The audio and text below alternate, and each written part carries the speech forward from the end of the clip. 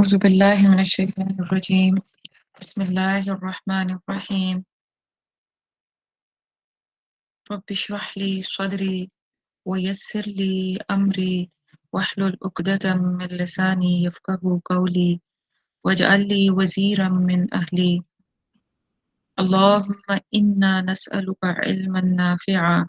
ورزقا طيبا وعملا متقبلا اللهم أرنا الحق حقا وارزقنا اتباعه وأرنا الباطل باطلا وارزقنا اجتنابه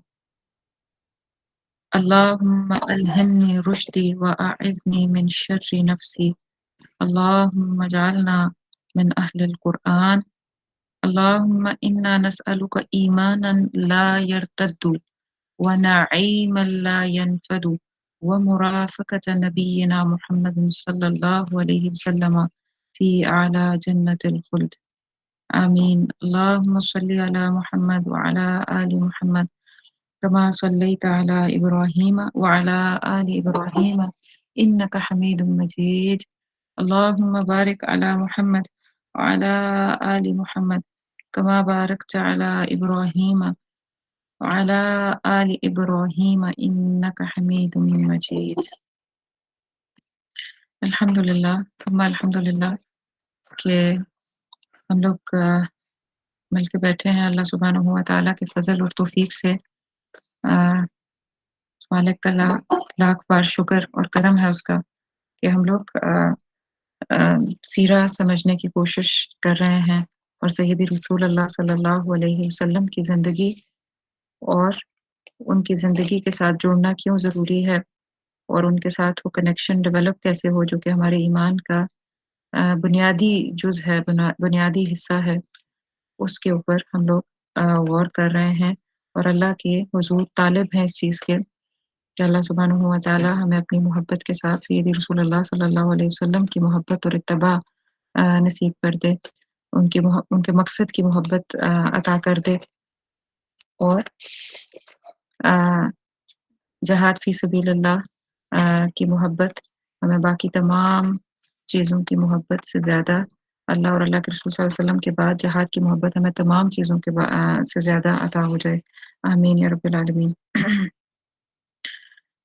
کوئی بتانا چاہے گا آپ لوگوں میں سے فون کر کے اگر کوئکلی 2-3 منٹ میں ہم ریکیپ کریں کہ پچھلی 2 کلاسز میں ہم نے کیا پڑھا تاکہ ہم پھر یہاں سے آگے انشاءاللہ العزیز موو ہو سکیں فرسٹ کلاس میں اگر کچھ تھوڑا سا جسٹ ہلکا سا بتا دیں کوئی بھی بات اگر آپ کے ذہن میں رہ گئی ہو کہ ہم ایکچولی کیا کرنے کی کوشش کر رہے ہیں کوئی بھی اور پھر دوسری کلاس میں ہم نے کیسے لیا چیزوں کو اور اب ہم آج انشاءاللہ تھوڑی سی ہسٹری آف دا عربس کا کچھ پارٹ کور کریں گے انشاءاللہ تو آپ لوگوں میں سے کوئی پارٹ اگر بتانا چاہے تو پلیز تھوڑا سا انگیجنگ ہو جاتا ہے کہ آپ ذرا سا you gonna be taking part as well تو فائدہ ہو جاتا ہے بس کوئکلی 1-2 پوائنٹس بتا دیجیے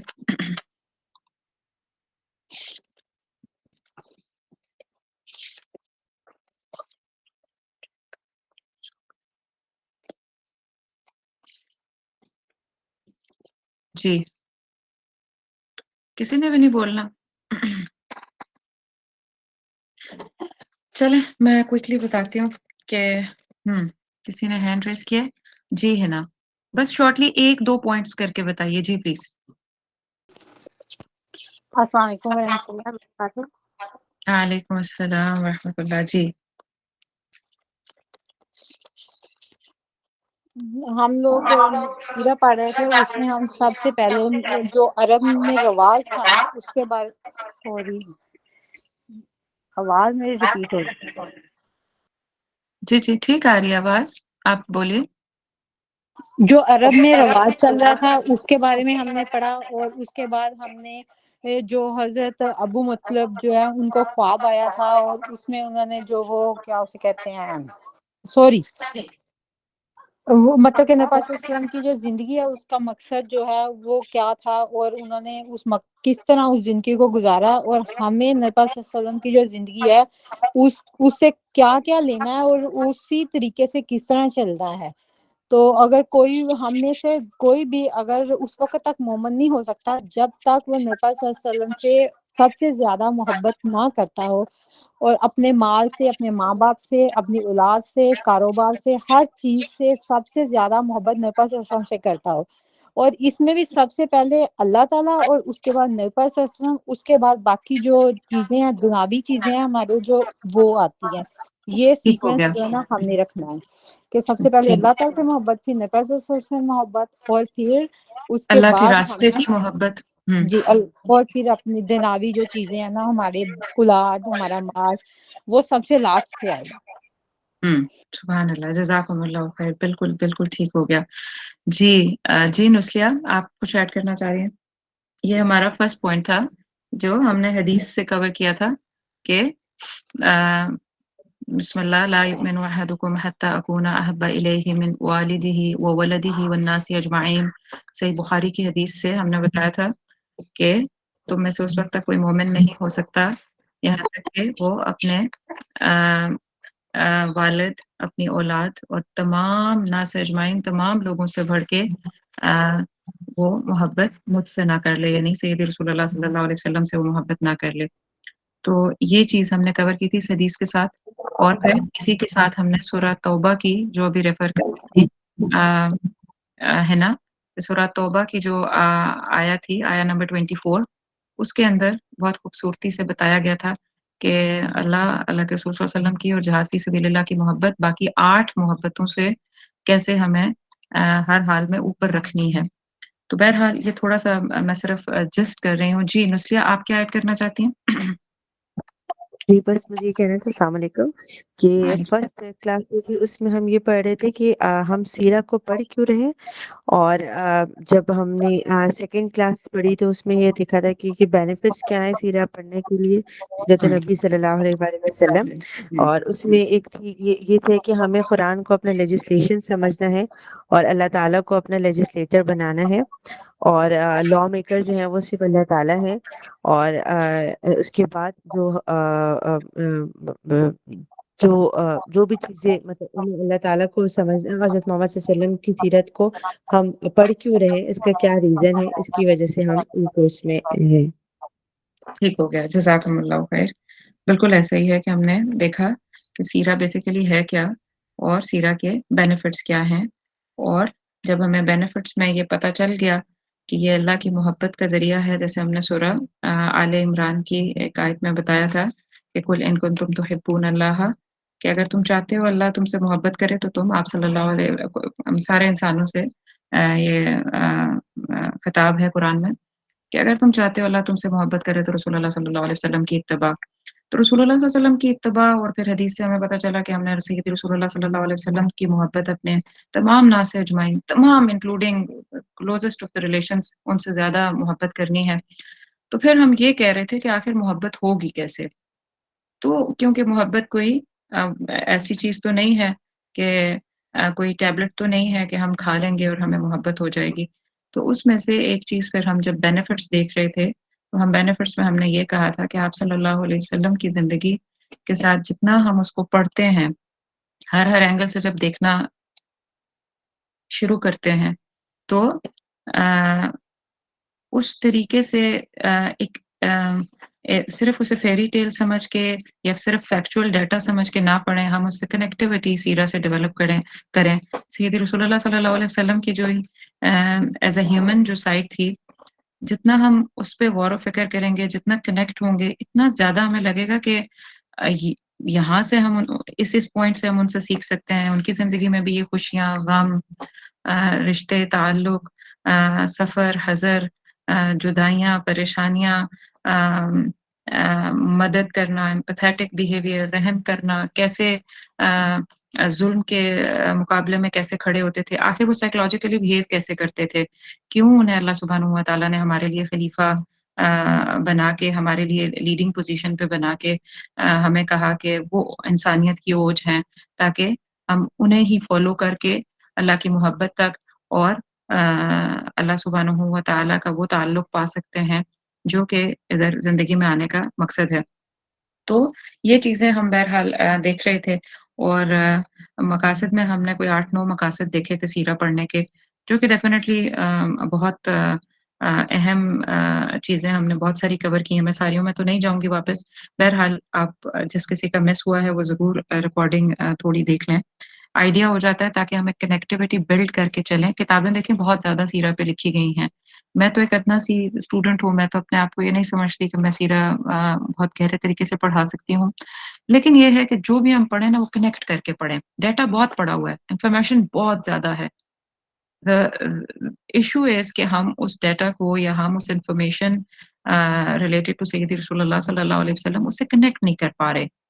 اور جب تک ہم وہ کنیکشن ان سے ڈیولپ نہیں کریں گے نا تو پھر وہ یہ انفارمیشن ہی پھر ایک اور خانہ آپ کے دماغ میں بس وہ فائل ہی سیو ہوگی۔ تو میں یہ نہیں چاہتی کہ ہماری کلاس سے یہ فائل ایک اور سیو ہو۔ میری اس کلاس میں آنے اور اس میں اس کو ارینج کرنے کا مقصد صرف یہ تھا کہ بیچ میں سے جو موسٹ امپورٹنٹ چیزیں ہیں ان کی کنیکٹیوٹی ڈیولپ کر کے ہم آپ صلی اللہ علیہ وسلم کے ساتھ جینوئن ایک تعلق جوڑ سکیں، کیونکہ جب ہم ان کے ساتھ تعلق جوڑیں گے اور ان کی جو میں ایک جملہ بول رہی تھی اور وہ جملہ خالی نہیں تھا، اس کے پیچھے پورا تھاٹ پروسیس ہے کہ ان کی آنکھوں سے جب ہم دنیا کو دیکھنا شروع ہوں گے تو یہ مطلوب ہے ایکچولی، اللہ کے ہاں یہی مطلوب ہے،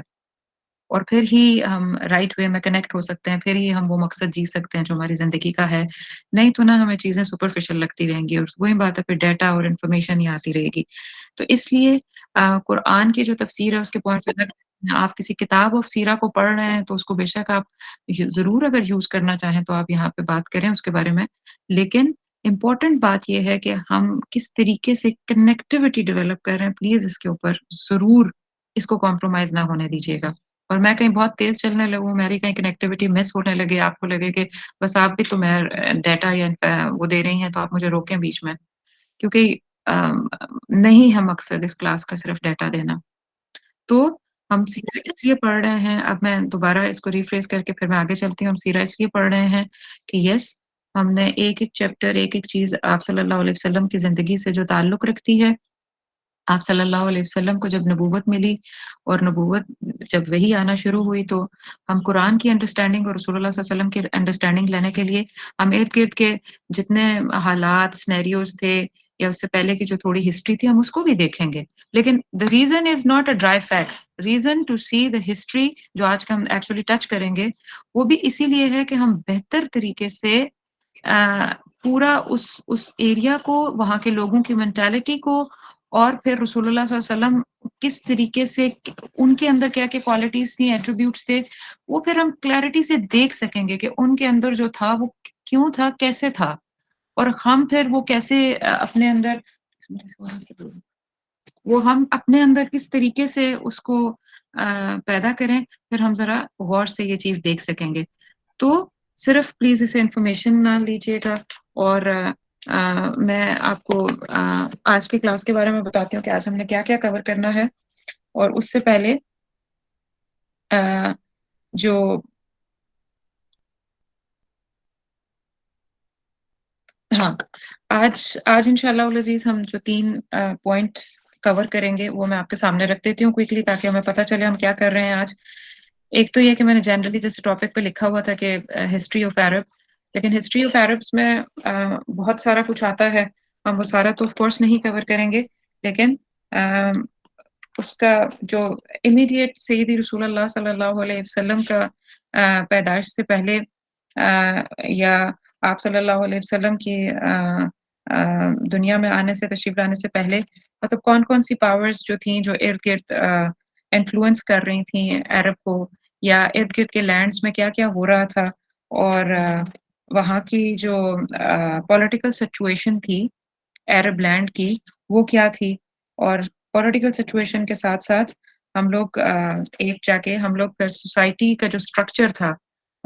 جہاں پہ آپ صلی اللہ علیہ وسلم کو آنا تھا، اس سوسائٹی کا انٹرنل سٹرکچر کیا تھا وہ کور کریں گے، اور اگلی بار انشاءاللہ ہم سوشل لائف اور economic situation plus cultural traditions اور جو عربس کی کوالٹیز تھیں پری اسلامک ایرا میں کیا کیا کوالٹیز تھیں، پازیٹیو کوالٹیز کیا کیا تھیں، اور ان لوگوں کے اندر مسائل کیا کیا تھے، یہ انشاءاللہ ہم لوگ اگلی کلاس میں دیکھیں گے۔ تو رائٹ ناؤ ہم لوگ اسٹارٹ کرتے ہیں اس پوائنٹ سے کہ ہسٹری آف عرب سے ہم دیکھنا شروع کرتے ہیں، لیکن میں جس ہسٹری کی طرف آپ لے جانا چاہتی ہوں وہ ہم کہاں سے تھوڑا سا پکچر تاکہ کلیئر ہو جائے. ممکن ہے کچھ لوگوں نے بہت اچھا سا پڑھا ہو پہلے، لیکن کچھ لوگوں کا ہوگا کہ انہوں نے وہ پہلی دفعہ یا سرسری ہسٹری سے گزرے ہیں یا اسلامیات کی جو بچپن سے کتاب پڑھی ہے بس اس میں پڑھا ہے. تو کچھ ہم تھوڑا سا سٹارٹ سے لے کے آئیں گے تاکہ ٹائم لائن انبیاء علیہ الصلوۃ والسلام کی ٹائم لائن کے کس طرح رسول اللہ صلی اللہ علیہ وسلم کا ابراہیم علیہ السلام سے اور پھر نوح علیہ السلام اور وہاں سے آدم علیہ السلام کا کیا تعلق تھا. تو کوئکلی یہاں سے سٹارٹ ہو کے ہم لوگ اسماعیل علیہ السلام تک آئیں گے اور پھر اسماعیل علیہ السلام سے ابراہیم علیہ السلام تک اور پھر ابراہیم علیہ السلام سے اسماعیل علیہ السلام تک ہم آئیں گے اور پھر ہم انشاءاللہ العزیز امیڈیٹ ہسٹری پہ آ جائیں گے. اچھا ہمیں یہ کلیئرٹی سے پتہ ہے الحمدللہ کہ آدم علیہ السلام آپ لوگ اگر گوگل کر کے دیکھیں، میں نے کی بھی تھی ایک لیکن میں اس کو یہاں پہ لا نہیں سکی لیپ ٹاپ پہ اپنے کہ میں آپ کو پکچر شیئر کرتی. آپ لوگ اگر گوگل کر لیں تو آپ کو نظر آ جائے گا کہ حضرت آدم علیہ السلام سے نوح علیہ السلام کا کتنا ڈفرنس تھا، اور حضرت نوح علیہ السلام سے حضرت ابراہیم علیہ السلام کا جو تھا وہ 10 جنریشنز 10 پشتوں کا گیپ تھا. یعنی حضرت نوح علیہ السلام سے 10ویں جو لینیج میں ان کے آئے تھے 10th لینیج نمبر پہ جو پیغمبر آئے تھے وہ پیغمبر نہیں مطلب جو ان کی لینیج میں ہی تھے وہ ابراہیم علیہ السلام تھے. تو نوح علیہ السلام کے بیٹے سام تھے اور سام کے جو آگے 9th پیڑھی سے حضرت ابراہیم علیہ السلام آئے تھے. تو حضرت ابراہیم علیہ السلام کی ہمیں پتہ ہے کہ 2 بیٹے تھے، اسحاق علیہ السلام اور اسماعیل علیہ السلام. اور اسماعیل علیہ السلام کی محمد صلی اللہ علیہ وسلم کے درمیان 61 پیڑھیاں تھیں. پیڑھیاں پتہ نہیں آپ whether you understand or not، یعنی کہ لینیج میں جو ایک فادر سے پھر دادا پھر پردادا پھر اس سے اوپر جتنی آتی ہیں تو یہ 61 لنکس تھے محمد صلی اللہ علیہ وسلم کے اسماعیل علیہ السلام تک. تو یہ تھوڑا سا ہم نے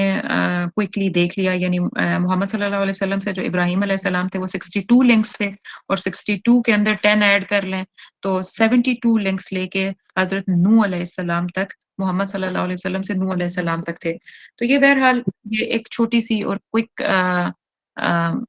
جنریشن کہہ لیں. تو یہ ایک چھوٹی سی کوئک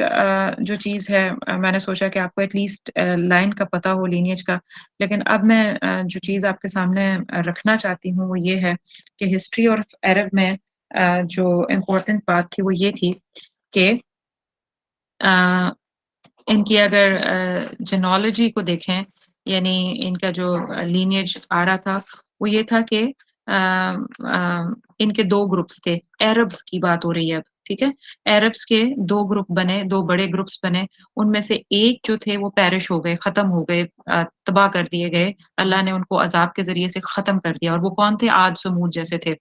یہ مکمل طور پہ ختم ہو گئے. یہ بھی عربس میں سے تھے اور عرب کی یہ جو چین تھی یہ مکمل ختم کر دی گئی. آپ کو پتہ ہے کہ جو ان قوموں پہ عذاب آیا.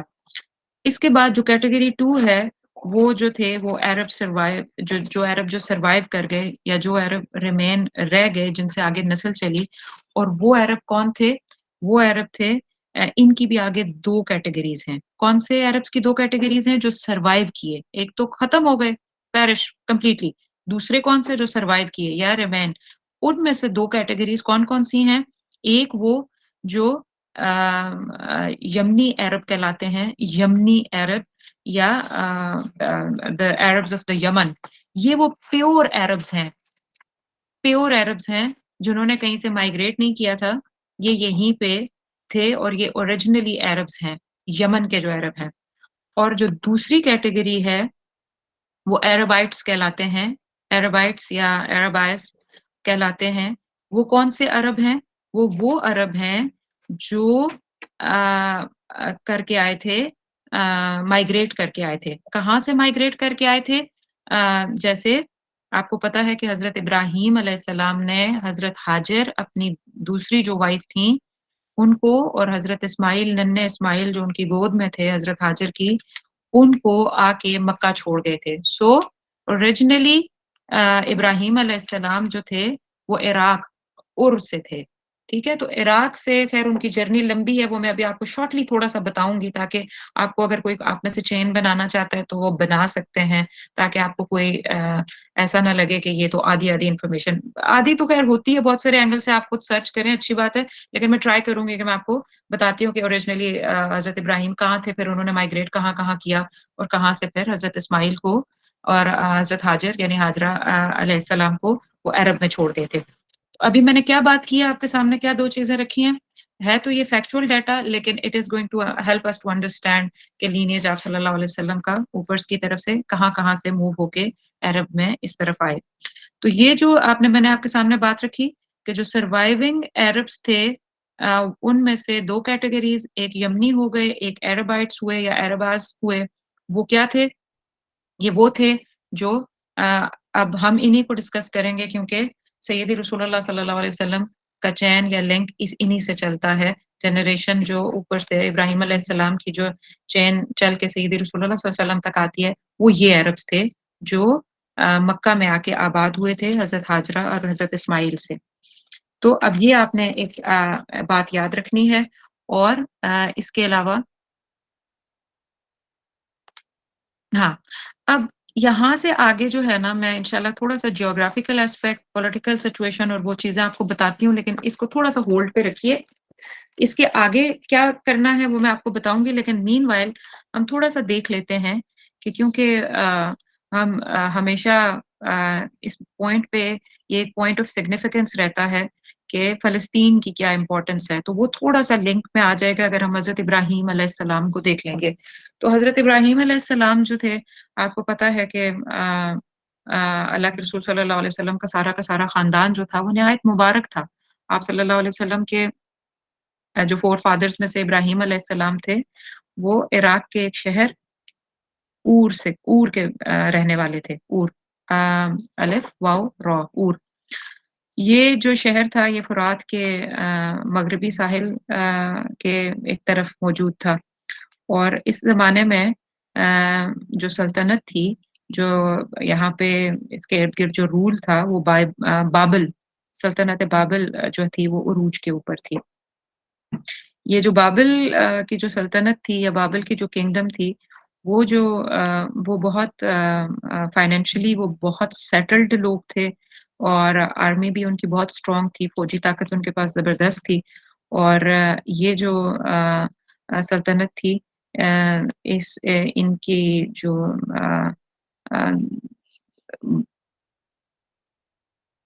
ہاں ان کے مطلب کیونکہ بتایا کہ مالی طور پہ یہ بہت زیادہ فائنینشلی اسٹرانگ تھے، تو اس کا جو بادشاہ تھا وہ بہت زیادہ کیا تھا، متکبر تھا. وہ مطلب بہت زیادہ اسے غرور تھا اپنے مال پہ، اپنی سلطنت پہ. تو اس نے ایون یہ کیا ہوا تھا کہ اپنے سلطنت کے ایک بڑے معبد خانے میں سونے کی اپنا ایک اسٹیچو، ایک مورت جو ہے وہ اس نے بنا کے رکھ دی، اور لوگوں کو وہاں کہتا تھا کہ اس کو سجدہ کریں، اور یہاں پہ جو بھی نذرانہ یا منت جو بھی ہوتی تھی وہ چڑھائی جاتی تھی. تو اللہ سبحانہ و تعالی نے اس قوم کی ہدایت کے لیے یعنی یہ جو بابل تھے کہ اہل بابل تھے، ان کی ہدایت کے لیے حضرت ابراہیم علیہ السلام کو مبعوث کیا تھا. اور بابل کا جو سلسلہ نسب تھا، یہ آخر کہاں سے آئے تھے پتہ ہونا چاہیے نا. سلسلہ نسب ان کا 9 جنریشنز لنک کر کے اوپر نوح علیہ السلام سے جا، یعنی بابل یہ کہاں سے تھے یہ لوگ، عراق میں جو سلطنت بابل تھی، یہ لوگ جو تھے ان کا لینیج اوپر کہاں سے آ رہا تھا، یہ نوح علیہ السلام کے ساتھ down the line 9 generations down تھے حضرت نوح علیہ السلام سے. خیر ابراہیم علیہ السلام جو تھے وہ بادشاہ کو دعوت توحید انہوں نے دی، اور ابراہیم علیہ السلام کی دعوت توحید بادشاہ کو پسند نہیں آئی، کیونکہ اسے قبول کرنے کی صورت میں بادشاہ کو کیا مسئلہ تھا؟ بادشاہ کو یہ تھا کہ مجھے میری خدائی کے درجے سے اتار کے ایک نارمل بندہ بننا پڑے گا، کیونکہ اس نے تو اپنی پوری مورت سجائی ہوئی تھی، وہاں نذرانے کو وہ لیتا تھا، اور اس کو وہ اپنے آپ کو ایک قسم کا خدائی سمجھتا تھا. تو حضرت ابراہیم کی مخالفت صرف بادشاہ ہی نے نہیں کی، بلکہ ان کے آپ کو پتہ ہی ہے کہ पूरा ख़ानदान और पूरा जो फ़ैमिली और थे उन सभी ने उनकी मुखालफत की। जब आपने जब आपने कौम की और बादशाह की और अपने ख़ानदान की सभी की मुखालफत देखी, तो ऐसे में हज़रत इब्राहीम अलैहिस्सलाम ने हिजरत की थी। अब मैं यहाँ से वो वाला पार्ट छोड़ रही हूँ हज़रत इब्राहीम अलैहिस्सलाम का, जहाँ पे क्योंकि वो बहुत ज़्यादा यूजुअली कोट होता है और हमें बहुत अच्छे तरीके से पता है और सूरह अनआम में उसके बारे में आयत भी आती हैं। तो तफ़सीर से या फिर रिवायात से हमें बहुत क्लैरिटी से पता चलता है कि हज़रत इब्राहीम अलैहिस्सलाम आज़र के घर में पैदा हुए थे और फिर वो उनके और उस वक़्त में कहीं से भी कोई भी मुसलमान नहीं था जो उनको इस्लाम के बारे में बता सकता, तो कैसे उन्होंने अल्लाह को पहचाना, अल्लाह को रब होने को जाना, तो वो एक पूरी अल्हम्दुलिल्लाह हमें क्लैरिटी से पता है कि रिवायात में और फिर कुरान में इसकी बात वसअत से मौजूद है। ये वाला पार्ट बहरहाल मैं छोड़ रही हूँ, मैं सिर्फ़ इसलिए इसको छोड़ रही हूँ कि ये बहुत ऑफ़न कोटेड वाक़या है, इसलिए I am just not touching it. और बहरहाल जब हज़रत इब्राहीम अलैहिस्सलाम को नबूवत मिल गई थी और उन्होंने बादशाह को ये दावत दी, रिजेक्ट हुए, फैमिली भी रिजेक्ट कर रही थी और तो आपने फिर हिजरत की और हिजरत करके अ, आपने शाम के इलाके की तरफ हिजरत की। शाम जो था बाबुल शाम, इसको आज इंशाअल्लाह हम इसको थोड़ा-सा डिटेल से टच भी करेंगे, लेकिन वो एग्ज़ैक्टली रसूलुल्लाह सल्लल्लाहु अलैहि वसल्लम की ज़िंदगी से पहले शाम के क्या हालात हैं, हम उसको देखेंगे। लेकिन पहली जो हिजरत थी, जो बाबल से हज़रत या और से हज़रत इब्राहीम अलैहिस्सलाम ने की, वो किस तरफ की थी? वो शाम की तरफ की थी। ये वो मुक़द्दस सरज़मीन है जिसमें अल्लाह ताला ने जहान वालों के लिए बरकत रखी है। कुछ इब्राहीम अलैहिस्सलाम कुछ मुद्दत वहाँ पे रहे और उसके बाद आपने मिस्र का रुख किया। मिस्र का रुख जब आपने किया, तो मिस्र में उस वक़्त जो शख़्स हुक्मरान था उसका नाम रकीयून था। रॉ कॉफ या वाव नून, रकीयून था। वो जो था वो जो बादशाह मिस्र था, वो बेसिकली जो पीछे ये अपनी ओरिजिनल जिस सल्तनत से ये आए थे बाबिल, ये उसी का एक बाशिंदा था। तो कहीं हज़रत इब्राहीम को हुआ कि शायद ये बंदा थोड़ा-सा खैर का मामला कर दे। हज़रत इब्राहीम हज़रत सारा के साथ जब मिस्र पहुँचे तो मिस्र के बादशाह को बताया गया कि यहाँ एक शख़्स आया है जिसके साथ एक हसीन तरीन खातून है। उसने आप अलैहिस्सलाम को बुला भेजा और पूछा कि ये औरत कौन है? तो यानी हज़रत सारा जो वाइफ़ थी हज़रत इब्राहीम अलैहिस्सलाम की अ, जैसे ही वो लोग मिस्र में एंटर हुए और लोगों को पता चला, तो बादशाह तक खबर दे दी कि एक शख़्स एंटर हुआ है और उसके साथ बहुत खूबसूरत औरत है। तो बादशाह जो था, उसने बुला भेजा कि पूछने के लिए, इंक्वायर करने के लिए कि कौन आपके साथ आया है? ये कौन है औरत? तो उस वक़्त वहाँ का जो लॉ था, वो हज़रत इब्राहीम को बहरहाल पता चला और वो ये था कि अगर ये इसको पता चले बादशाह को पता चल जाए कि बहन-भाई सफ़र कर रहे हैं, तो वो छोड़ देता था, औरत को छोड़ देता था, नहीं तो वो औरत को ले लेता था, अपने लिए रख लेता था। तो ख़ैर अ, हज़रत सारा को हज़रत इब्राहीम ने बादशाह से ये कहा कि ये मतलब एक तकलीफ़ वो बचाना चाहते थे हज़रत सारा को, तो ये एक सेंस में उन्होंने हज़रत सारा अलैहिस्सलाम को बचाने के लिए बादशाह को कह दिया कि ये मेरी बहन है और उन्होंने जब सारा को बादशाह ने बुलवाया तो सारा को भी हज़रत इब्राहीम ने कहा कि मैं इस मजबूरी की वजह से कि यहाँ पे हम में से मुमिनीन मेरे और आपके सिवा और एक हज़रत लूत थे इनके साथ, उनके सिवा कोई भी इस कुर्राए अर्ज़ पे मुमिन नहीं है, कलमा गो नहीं है, इस्लाम का नाम लेवा नहीं है। तो मैं सिर्फ़ इस्लाम के इसको बचाने के लिए मैंने उसको कहा है कि आप मेरी बहन हैं, तो आप इस बात को झुठलाइएगा नहीं, आप भी जाके ये यहीं कहें। ख़ैर बहरहाल यहाँ से थोड़ी मुख़्तलिफ़ रवायात आती हैं, हम सादा-सी बात को ले रहे हैं क्योंकि मैं सिर्फ़ बताना चाहती हूँ कि ये बात सारी स्टोरी क्या है, ताकि हम मेन उस पे आ सकें पॉइंट पे। तो बादशाह ने फिर भी ख़ैर बुलवा भेजा हज़रत सारा को और जब हज़रत सारा मतलब उसने हज़रत सारा को अप्रोच करना चाहा, ले गया वो हज़रत सारा को अपने पास और जब उसके सामने हज़रत सारा को पेश किया गया, तो जैसे ही उसने हाथ बढ़ाया उनको छूने के लिए, तो रिवायात में मिलता है कि वो उसका जो हाथ है ना, उसकी बॉडी स्पेशली उसका हाथ जो है ना, वो पैरालिसिस का शिकार हो जाता। यानी वो बिल्कुल मूव नहीं कर सकता था अपने हाथ को, यानी उन तक हाथ आगे नहीं कर सकता था। कुछ रिवायात में आता है कि ये मुतअद्दिद दफ़ा उसके साथ हुआ। उसने एक दफ़ा कोशिश की और वो अब उसका हाथ जो है वो जाम हो गया, वो बिल्कुल काम नहीं कर रहा था, हरकत नहीं कर सक रहा था। उसने वापस उस बादशाह ने इन्हीं से हज़रत सारा से ही कहा कि तुम दुआ माँगो कि मेरी तकलीफ़ दूर हो जाए तो मैं तुम्हें छोड़ दूँगा। बहरहाल फाइनली हज़रत सारा ने उसके लिए दुआ माँगी और वो ठीक हो गया और इस तरीके से हज़रत सारा और हज़रत इब्राहीम को वहाँ से छोड़ दिया गया और साथ में ये बादशाह समझ गया कि ये कोई नेकोकार बरगज़ीदा लोग हैं और स्पेशली ये खातून, तो उन्होंने बाज़ रिवायात में आता है कि जो अपनी एक लौंडी कुछ जो तफ़ासीर सॉरी ये सीरा की किताबें हैं, वो कहती हैं कि उन्होंने उस बादशाह ने अपनी एक लौंडी साथ दे दी हज़रत सारा को अ, जो सर्व करती थी मेड, वो दे दी और 1-2 किताबों में जैसे एक सुलेमान मंसूरपुरी की एक मशहूर किताब है और एक और किताब है सीरत की, उनमें उन्होंने कहा था कि ये बादशाह की बेटी शहज़ादी थी, कनीज़ नहीं थी या लौंडी नहीं थी, ये शहज़ादी थी, कौन? हज़रत हाजरा। तो ये वाला जो बादशाह था, बहर-सूरत हम अगर जिस भी राय को ले लें, वेदर वो बादशाह की बेटी थी या वो बादशाह की कनीज़ थी,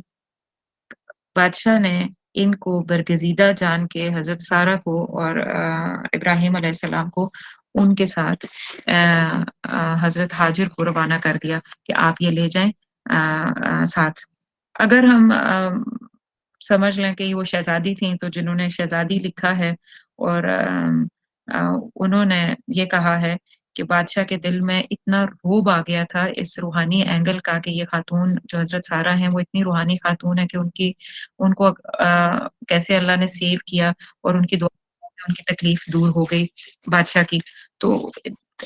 अपनी बेटी अगर शहज़ादी माने तो इसलिए दी कि उन अपनी बेटी की रूहानी तरबियत हो जाएगी, इस एंगल से दी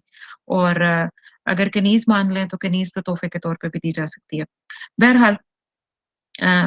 2 ये आराह हैं मैंने आपके सामने रख दी हैं, इसलिए हम इस वक़्त हमारे लिए मेन पॉइंट ऑफ कंसर्न नहीं है, हम आगे चल रहे हैं और मेन पॉइंट क्या है कि इस तरीके से हज़रत हाजिर जो थीं या हज़रत हाजरा जो थीं, वो सैयदना इब्राहीम के साथ अ, होली सैयदना सारा और सैयदना इब्राहीम के साथ और यहाँ से ये लोग पास करते हुए, मिस्र से गुज़रते हुए, ये लोग फाइनली किस डेस्टिनेशन पे जाके रुके फ़लस्तीन में। और हज़रत सारा ने क्योंकि वो बूढ़ी हो चुकी थीं बेटा अपने नोट्स लेके आ, उधर बैठी। हज़रत सारा जो थीं और हज़रत इब्राहीम इनकी एज काफ़ी हो चुकी थी, जब उन्हें ये कनीज़ मिल गईं हज़रत हाजरा तो उन्होंने हज़रत सारा ने सोचा कि मैं हमारी औलाद कोई नहीं है, तो मैं हज़रत हाजरा की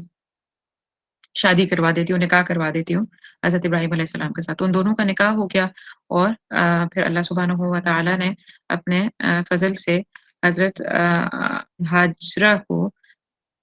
हज़रत इस्माइल अलैहिस्सलाम जो हैं वो अता किए। लेकिन अब ये हुआ कि हज़रत सारा जो थीं, यानी जो पहली वाइफ़ थी हज़रत इब्राहीम की, सैयदना सारा अलैहिस्सलाम, वो थोड़ा अ, तकलीफ़ उन्हें हुई या जो भी उनका एहसास था अ,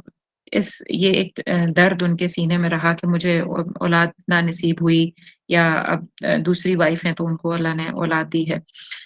तो ऐसे में मीनवाइल हज़रत इब्राहीम अलैहिस्सलाम को ये हुक्म हुआ कि या इशारा उनको दिया गया कि आप अपनी ये बीवी जो हैं हज़रत हाजरा और जो आपके बेटे हैं हज़रत इस्माइल, इनको अ मक्का अ जाके छोड़ आइए। तो यूँ हज़रत इब्राहीम जो बेसिकली अब मैं सिर्फ़ ये आपको चेन क्लियर कराना चाहती थी और बीच में मैंने एक बड़ी स्टोरी छोड़ी है میں چاہوں گی کہ اگر کسی نے نہیں پڑھی ہوئی تو وہ ضرور پڑھیں کہ حضرت ابراہیم علیہ السلام کا ایمان جو وہ ایمان لے کے آئے اور ان کو جب نبوت ملی تو اس سے پہلے ان کی لائف کیسی تھی. تو یہ بس اس چیپٹر سے میرا مقصد یہ بتانا تھا کہ اور عراق سے سیدنا ابراہیم کو جو سلطنت بابل تھی اس کی طرف نبی بنا کے بیسیکلی بھیجا تھا، اور ان کو جب دعوت دی گئی تو قوم میں سے اور اپنی فیملی کو انکلوڈ کرتے ہوئے اسی میں بھی ماں سوا حضرت لوط علیہ السلام اور حضرت سارہ علیہ السلام کے، حضرت لوط ان کے بھتیجے تھے، حضرت ابراہیم کے بھتیجے ہیں، تو ان کے سوا جو ہے کوئی ایمان نہیں لے کے آیا. تو جب بہت ساری اور بھی باتیں ہوئیں، لیکن پھر حضرت ابراہیم علیہ السلام نے ہجرت کی، اور ہجرت کر کے پہلے بلاد الشام یعنی شام آئے، پھر وہاں سے مصر، اور مصر سے فلسطین. یہ پھر روٹ رہا سیدنا ابراہیم کا، اور وہاں سے بھی فلسطین سے بھی یا پیلسٹائن سے بھی حکم ہوا سیدنا ابراہیم کو کہ ابراہیم علیہ السلام اسماعیل علیہ السلام اور حاجر علیہ السلام کو جا کے مکہ چھوڑیں. تو یوں وہ ایک بے آب و گیا وادی میں بیت اللہ شریف کے قریب یہاں تک پہنچا دیا اللہ سبحانہ و تعالیٰ نے. اس وقت بیت اللہ شریف اور زمزم کی کوئی ایگزسٹنس نہیں تھی. بیت اللہ شریف تو پہلے بھی بنا ہوا تھا، لیکن بہرحال پانیوں کی نظر ہو کے وہ ختم. ہاں، تو اب جو ہے وہ حضرت اب ہم تھوڑا سا دیکھتے ہیں کہ جب حضرت ابراہیم علیہ السلام نے جب سیدہ ہاجرہ کو اور ان کے بیٹے اسماعیل علیہ السلام کو مکہ میں چھوڑ، جب آل دا وے ٹریول کر کے وہ آئے یہاں تک مکہ تک، اور جب آپ نے چھوڑا حضرت ہاجرہ کو اور حضرت اسماعیل کو اور واپس چل دیے، جیسے ہی ایک مین سپاٹ پہ، یعنی کہ اللہ نے جیسے ابراہیم علیہ السلام کو ایک متعین جگہ کا بتا دیا تھا کہ اس جگہ پہ چھوڑنا ہے جا کے، اور وہ وہی جگہ ہے جہاں پہ زمزم نکلنا تھا. تو وہاں پہ جیسے ہی وہ چھوڑ کے مڑے ہیں حضرت ابراہیم، تو یہاں سے بھی بہت ڈفرینٹ روایات آتی ہیں الفاظ کی، لیکن جو بہت کلوز اور بہت کلیئر بات ہے وہ یہ تھی کہ حضرت ابراہیم بتائے بغیر حضرت ہاجرہ کو وہ مڑ کے جب چلنا شروع ہو گئے واپس، یعنی جیسے ہی ان کو چھوڑا تو بس نکلے واپسی کی سفر جب سٹارٹ کیا، چند قدم مڑ کے دور گئے تو حضرت ہاجرہ نے ان سے پوچھا کہ کدھر ہمیں آپ کہاں کیسے یہاں تنہا چھوڑ کے جا رہے ہیں؟ تو انہوں نے پیچھے مڑ کے دیکھا اور پھر چل دیے. پھر حضرت ہاجرہ کے بارے میں آتا ہے کہ وہ اللہ کی اتنی مقرب ترین بندیوں میں سے تھیں کہ حضرت ہاجرہ نے ان سے کہا کہ کیا اللہ نے آپ کو حکم دیا ہے ہمیں یہاں چھوڑنے کے لیے؟ تو حضرت ابراہیم نے صرف کہا کہ اشارے سے بتایا کہ جی، اپنے چہرے کے اشارے سے بتایا. تو بہرحال اس پہ پھر حضرت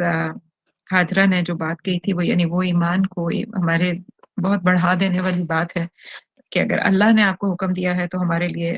میں اللہ کے فیصلے پہ راضی ہوں اور ہمیں اللہ کافی ہو جائے گا.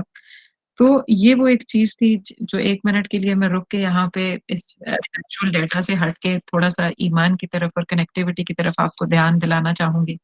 اور وہ کیا ہے کہ ذرا سا امیجن کر کے دیکھیے کہ حضرت ہاجرہ جو کہ بالکل ایک نومولود بچے کے ساتھ بالکل ایک ایسی وادی میں چھوڑی جا رہی ہیں جہاں پہ کوئی دور دور تک کوئی گرینری نہیں، کوئی پانی نہیں، کچھ بھی نہیں، اور چند دن کا توشہ ہے ان کے پاس، کچھ کھجوریں، کچھ پانی ہے، اور اس کے بعد she gonna be ran out of it even, وہ بھی ختم ہو جائے گا. تو ایسے میں جب وہ اتنی دور سفر کر کے آئی ہیں اور جو چھوڑنے آئے ہیں جو کہ قوام ہیں، جو کہ جن کی ذمہ داری تھی، وہ صرف لمبی بات کیے بغیر واپس پلٹ جاتے ہیں. اور ایسے میں وہ یہ کہتی ہیں کہ اگر یہ اللہ کا حکم ہے تو میں اللہ کی رضا سے راضی ہوں اور میرے لیے وہ کافی ہو جائے گا. تو ذرا سا آپ امیجن کر کے دیکھیے کہ कुछ टाइम पहले ही तो वो ईमान लेके आई होंगी, कुछ टाइम पहले ही बिल्कुल, और अल्लाह ने फिर बेटे से नवाज दिया और फिर यहाँ से इधर हिजरत करके तने तनहा छोड़ी जा रही हैं। और वो क्या वो क्या अंदर ईमान होगा, वो क्या फीलिंग होगी, वो क्या तवक्कुल होगा अल्लाह सुब्हानहू व तआला पे, जो वो कैप्चर कर बैठी थी, जो वो ले बैठी थी, जो वो ताल्लुक अल्लाह के साथ जोड़ बैठी थी, कि जिसके तहत उन्होंने कहा अच्छा अल्लाह का फैसला है। तो without asking any further question, अगर हम अपने आप को रख के सोचें तो हमारे दिमागों में कितने सवाल, कितनी बहसें, कितनी हुज्जतें, कितनी लड़ाइयाँ, कितने हुकूक और राइट्स की जो जंग आती और कितना कुछ आता। और एक वो थी कि तस्लीम और रज़ा, और फिर इमीडिएट फोकस हटा लिया। मैं एक बात अक्सर कहा करती हूँ कि फोर फ्रंट में कौन होता है ये नहीं देखना होता, पीछे किसका हाथ है ये देखना होता है। और एग्जैक्ट ये पिक्चर हजरत हाजिर की इस केस में मौजूद है। हजरत हाजरा, और वो क्या, मतलब उन्होंने ये नहीं देखा कि जो जो लीडिंग पोजीशन पे मेरे कवाम है वो मुझे छोड़े, उन्होंने इमीडिएट वहां से नजर हटा के फोर फ्रंट का मतलब होता है सामने कौन खड़ा है, फोर फ्रंट में यानी सैयदना इब्राहिम थे, उन्होंने इमीडिएट वहां से नजर हटाई, कंफर्म किया, पूछा, इशारे से ही जान लिया कि अल्लाह ने बताया, अच्छा चले ठीक है, और फिर इमीडिएट अपना वो जो ध्यान और ताल्लुक और वो अपना फोकस अल्लाह की तरफ ले गई। अच्छा अल्लाह अल्लाह के अल्लाह अल्लाह ने अल्लाह की तरफ से है, ऑल गुड, ठीक है, मैं राजी हूँ अपने अल्लाह से, फिर मुझे नहीं छोड़ेगा वो। तो कैसा जाहिर और हाजिर और मौजूद, जाहिर हाजिर और मौजूद सेंसस की दुनिया से गैब के ऊपर तवक्कुल और यकीन और कनेक्टिविटी की दास्तान है ये। एंड बिलीव यू मी, जो लोग साथी वो एक्सटर्नल लोकस जानते हैं कि कैसे हम अपने ऊपर अपनी ज़ात के ऊपर यकीन करने के बजाय जब हम या किसी बंदे या किसी रिश्ते या किसी माली या किसी इसबाब या किसी मटेरियल चीज़ के ऊपर जब हम डिपेंडेंट होते हैं, उससे जब हम अल्लाह की तरफ कनेक्टिविटी जोड़ते हैं, तो क्या सुकून होता है इनिशियली ये डर की जर्नी है। पहली दफ़ा जब आप करेंगे तो अंदर से काफ़ी खदशात, परेशानियाँ, तकलीफ आएगी कि नहीं ये कैसे हो सकता है, ये मैंने तो इस तरह प्लान किया था, ये तो उसकी ज़िम्मेदारी थी, ये तो इस तरह होना था। बहुत चीखें मचती हैं दिमाग में। लेकिन बहरहाल मैं बस इतना ही कहूँगी कि हज़रत हाजरा अलैहिस्सलाम की ज़िंदगी को इस पॉइंट पे ना पिन कर लें। ये एक वैसे तो हर एंगल से ही सुभान अल्लाह बहुत खूबसूरत ज़िंदगी, लेकिन ये वाली वो चीज़ है जो जब भी बेयकीनी का शिकार होने लगें, जब भी हाज़िर और मौजूद सामने खड़े फोर फ्रंट में खड़े लोग आपसे इधर-उधर हो जाएँ, चीज़ें, सिचुएशन, बातें आपके मुताबिक ना हो, तो उस उधर से पीछे की तरफ आँख को लेके जाएँ कि जिसके हाथ में सब कुछ है, उसके ऊपर तवक्कुल। ख़ैर, इसके बाद जब फिर हमें यहाँ से भी आगे स्टोरी पता है अल्हम्दुलिल्लाह, बहरहाल मैं क्विकली बता देती हूँ ताकि हम फिर आगे जा सकें जो हमने असल में पॉइंट्स कवर करने हैं। यहाँ से आगे पॉइंट्स क्या हैं हमारे कि हज़रत इब्राहीम जो थे उनके पास बहुत थोड़ा सामान और फूड और जो एक पानी का मशकीज़ा था और कुछ तोशा में खजूरें थीं, वो छोड़ के गए थे। और चंद दिन के बाद जब ये चीज़ें ख़त्म हो गईं तो हज़रत हाजरा के जो को प्यास लगी खुद भी, और बेटे भी बहुत प्यासे थे हज़रत इस्माइल यानी, तो काफ़ी बेचैनी के साथ फिर हमें आगे वाक़या पता है कि हज़रत जब बहुत ज़्यादा बिलखने लग गए नन्हे इस्माइल अलैहिस्सलाम, और बहुत ज़्यादा उनको प्यास से उनके हालात जो हैं वो तकलीफ़ उनकी बढ़ना शुरू हो गई और वो मचलने लगे, रोने लगे शिद्दत से। तो हज़रत हाजरा जो थीं वो कभी दौड़ते इधर जाती, कभी उधर जाती, फिर करीब-तरीन उनको 2 पहाड़ियाँ जो नज़र आईं, एक तरफ वो सफ़ा थी और फिर भागते-भागते वो सफ़ा पे चढ़ीं और उधर से देखा कि कहीं दूर तक कोई कोई ओएसिस, कोई ग्रीन जगह, कहीं पानी, कोई बंदा, कुछ नज़र आ जाए, और फिर वो भागतीं और फिर वो मरवा पे चढ़तीं और फिर वो दूर तक देखतीं, एक ऊँची जगह से शायद कहीं पे अ, वो उन्हें कोई अ, ऐसा क्लू मिल जाए कि जहाँ पे ज़िंदगी पनपने की कोई आगे चेन डेवलप हो सके। लेकिन उन्हें कोई भी नहीं और वो 7 चक्कर उन्होंने लगाए सफ़ा और मरवा के दरमियान और ये वही चक्कर हैं जो अब हमारे लिए हमारे उम्रा और हज का एक अहम तरीन रुकन बना दिया गया है। तो उसके बाद 7वें चक्कर के बाद जो है, वो हमें पता है कि ज़मज़म के मकाम के ऊपर ही रखे थे सैयदना इस्माइल और इस्माइल जो यहाँ पे भी 2 मुख्तलिफ रिवायात आती हैं। एक ये आती है कि इस्माइल ने जो एड़ियाँ जिस जगह से रगड़ रहे थे, वहाँ पे वहाँ से अल्लाह के इज़्न से फरिश्ते आए और उन्होंने वहाँ से मतलब उनकी एड़ियों वाली जगह से ही पानी जारी कर दिया अल्लाह सुब्हानहू व तआला ने। और दूसरी तरफ ये एड़ियों का ज़िक्र इतना ज़्यादा नहीं आता, सिर्फ़ आता है कि जहाँ पे नन्हे इस्माइल रखे थे, उसी जगह पे एक फरिश्ते आए और उन्होंने वहाँ से आके इशारा किया या कोई ज़र्ब लगाई, जिसकी वजह से वहाँ से पानी जारी हो गया। तो फिर जो है यहाँ जब पानी जारी हुआ तो अल्हम्दुलिल्लाह सीर होके उन्होंने खुद भी पिया हज़रत हाजिर ने और इस्माइल को भी पिलाया। और इसके बाद यहाँ जो है ये जगह पॉइंट आउट हो गई कि ये वो जगह है जहाँ पे अ, बल्कि फरिश्ते जो फरिश्ते थे उन्होंने साथ में ये खुशखबरी सुनाई थी कि यहाँ अल्लाह के घर की तामीर ये बच्चा और इसके वालिद मिल के करेंगे। तो ये खुशखबरी ये ज़मज़म के साथ ही उसी फरिश्ते ने सैयदना हाजरा को सुना दी थी। उसके बाद जब यहाँ पे अल्हम्दुलिल्लाह पानी हो गया तो पानी का मतलब है कि लाइफ स्टार्ट हो गई। तो इस पानी के ऊपर इर्द-गिर्द दूर तलक जो परिंदे आना शुरू हो गए, तो वहाँ से फिर पास से गुज़रने वाले जो कबाइल थे वो भी उनको भी पता चला कि जहाँ पे परिंदे मंडला रहे हैं इसका मतलब है यहाँ कोई पानी है। तो उनमें से एक कबीला सॉरी एक काफ़िला जो है वो काफ़िला आया पास हज़रत हाजरा के पास और इजाज़त माँगी कि क्या हम यहाँ पे पानी यहाँ से ले सकते हैं? जब उन्होंने पानी वग़ैरह पी लिया तो उन्होंने इजाज़त माँगी कि क्या हम यहीं पे डाल लें अपना मतलब एंकर इन हो जाएँ, हम भी यहाँ पे रहना शुरू कर दें। और वो कौन थे? वो बनु जुरहम थे। बनु जुरहम का एक काफ़िला जो था, वो वहाँ से गुज़रते हुए पानी वग़ैरह पीने के बाद इजाज़त माँगी कि क्या हम भी यहाँ रह लें? तो फिर हज़रत हाजरा ने उनको इजाज़त दी कि आप लोग रह लें, लेकिन जो कुएँ की मालकियत है, वो हमारी ही होगी। तो इस तरीके से यूँ जो है वो मक्का जो है, जो बिल्कुल एक बंजर जगह थी, जो बिल्कुल जहाँ पे कोई लाइफ़ इससे पहले एग्ज़िस्ट नहीं करती थी, वहाँ पे आहिस्ता-आहिस्ता आबादी का जो है वो आगाज़ हो गया। बनु जुरहम जो थे वो क्या कहते हैं ये अरब्स थे, ये अरबी बोलते थे और ये तो हज़रत इस्माइल जो थे वो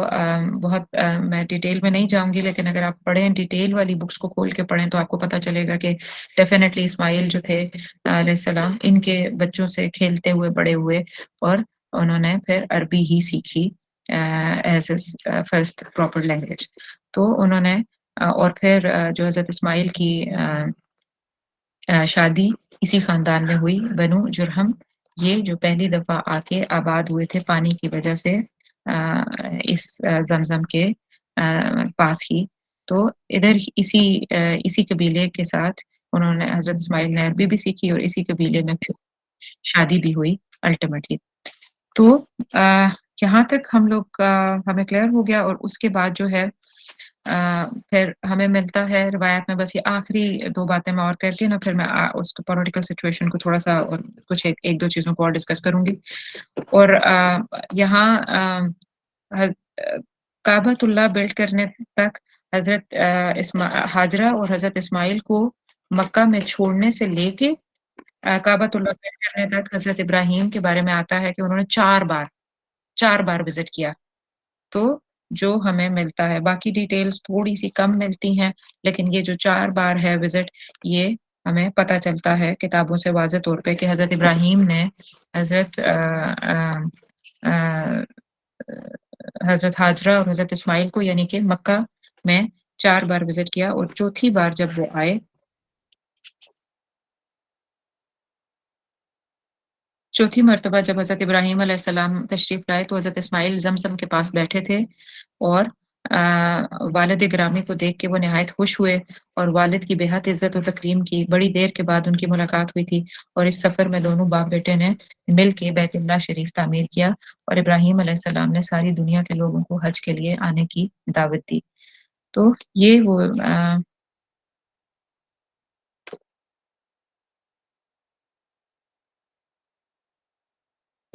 हाँ, और हज़रत इस्माइल अलैहिस्सलाम जो थे अल्लाह ताला ने मुदाद की बेटी से 12 बेटे अता फ़रमाए, यानी एक बीवी थी, दूसरी बीवी थी ये हज़रत इस्माइल अलैहिस्सलाम की और वो मुदाद की बेटी थी और उनमें से हज़रत इस्माइल को अल्लाह ने 12 बेटे अता किए, जिनमें से नाबित और कीदार ज़्यादा मशहूर हुए। नाबित और कीदार ज़्यादा मशहूर हुए और कीदार मक्का में मुकीम रहे। यही हमारे प्यारे रसूल सल्लल्लाहु अलैहि वसल्लम के फ़ोरफ़ादर्स में से हैं या जद्द-ए-अमजद में से हैं। तो क्या चेन बना फिर हमारा? बस मैंने यही क्लैरिटी करनी थी कि हज़रत इब्राहीम छोड़ गए थे मक्का में हज़रत इस्माइल को और हज़रत इस्माइल अलैहिस्सलाम की बनु जुरहम की उससे ही शादी हुई और फिर दूसरी जो शादी थी हज़रत इस्माइल की, वो एक शख्स था मुदाद, उनकी बेटी से हुई, उससे उनके 12 बेटे हुए और 12 बेटों में से एक जो बेटा था वो कीदार था। बाकी लोग तो आगे-पीछे चले गए, लेकिन जो कीदार था वो मक्का में ही मुकीम रहे कीदार जो थे और यही थे जिनके चेन में अगर आप ऊपर जाके देखें, अगर चेन आप सल्लल्लाहु अलैहि वसल्लम का लीनिएज को देखें हज़रत इब्राहीम से नीचे की तरफ, तो आपको कीदार एक इम्पोर्टेंट शख्सियत मिलेंगे और यही वो थे जो रसूलुल्लाह सल्लल्लाहु अलैहि वसल्लम के जद्द-ए-अमजद थे। तो यहाँ बस अब हम इस पॉइंट को हम रोकते हैं। ये थोड़ी-सी वो वाली पॉइंट की क्लैरिटी थी जो एट लीस्ट आपके दिमाग में एक चेन डेवलप हो जाए कि कैसे हम लोग हज़रत इब्राहीम अलैहिस्सलाम से ओरिजिनली इराक और फिर शाम, फिर मिस्र, मिस्र से फ़लस्तीन और फ़लस्तीन से होते हुए अरब तक कैसे पहुँचे। तो ये हमने बताना मकसूद था और किस तरीके से मक्का आबाद हुआ ये भी बताना और कुछ जो यकीन की यानी सय्यदी रसूलुल्लाह सल्लल्लाहु अलैहि वसल्लम की बावजदाद में जो हज़रत सैयदना हाजरा अलैहिस्सलातु वस्सलाम थी, उनकी जो दादी थीं, वो उनका यकीन क्या था अल्लाह के ऊपर। तो ये बताना इन चीज़ों से मकसूद था। बहरहाल अब हम आते हैं इस पॉइंट पे जो मैंने स्टार्ट किया था, क्या था कि सारी चेन तो मैंने बताई जिस वजह से आपके सामने मैंने रख दिया है। लेकिन अब जो हम वापस आते हैं उस पॉइंट पे जो मैंने आपको बताया था कि अरब जो हैं वो 2 तरह के हैं, ओरिजिनल अरब यमन के यमनी अरब कहलाते हैं और दूसरे जो हैं वो अरबाइट्स हैं। तो अरबाइट्स अरब कौन कहलाते हैं या अरबाइट्स कौन कहलाते हैं? वो ये कहलाते हैं जो हज़रत इस्माईल अलैहिस्सलाम क्योंकि ये हिजरत करके हज़रत इब्राहीम ने यहाँ छोड़ गए थे।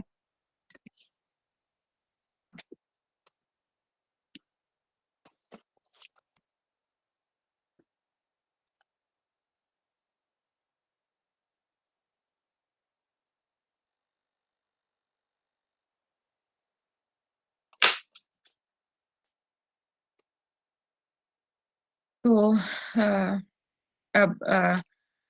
अब जब अरब के बारे में हमें पता चल गया कि हम अब इस्माईल अलैहिस्सलाम और उधर से मोहम्मद सल्लल्लाहु अलैहि वसल्लम सय्यदी जो अरबाइट इस्लाम में से थे, तो अब हम थोड़ा-सा जो है ना ज्योग्राफिक अंडरस्टैंडिंग करते हैं कि जो अरबिया था वो ज्योग्राफी ऑफ अरब्स क्या थी या उन किस-किस मुल्क के साथ अरेबिया का ताल्लुक था और क्या-क्या इन्फ्लुएंसेस थे और उनके क्या हालात थे। तो पहली बात जो अ, ज्योग्राफी ऑफ अरेबिया में आती है वो ये है कि ये जो था ना अरेबियन पेनिनसुला था। पेनिनसुला आपको पता है क्या होता है कि जो जगह 3 तरफ से पानी से घिरी हुई हो और एक तरफ लैंड का कनेक्टिव उसका उसको मिल रहा हो कनेक्शन, वो पेनिनसुला होता है। तो अगर आप मैप खोल के देखें, तो आपको नज़र आएगा कि जो अरब था जो इस वक़्त भी अरब है, साथ में ओमान और ये मुल्क लगते हैं। 1 सेकंड میں نے اس کی پکچر بنائی تھی، میں آپ کو بتاتی ہوں. تو اس وقت تو وہ صرف عرب تھا نا، یہ ملک وغیرہ تو ہمارے ابھی بعد میں بنے ہیں. تو اگر آپ دیکھیں